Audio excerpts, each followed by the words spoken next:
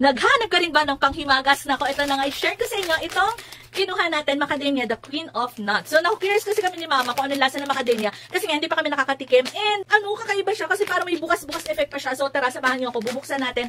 Titikman din natin kung ano nga ba talagang lasa ng macadamia. Ooh. Ayan siya.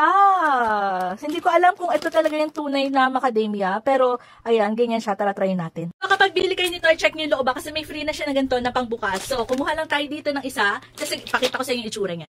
So, ganito yung itsura niya. As in, meron na siyang biyak. So, tara, try natin na buksan. Ooh!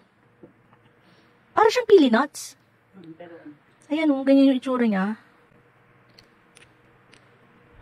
Ganito din yung pili. Tikman natin. Oy! Ang sarap! Exciting. Ang sarap nga.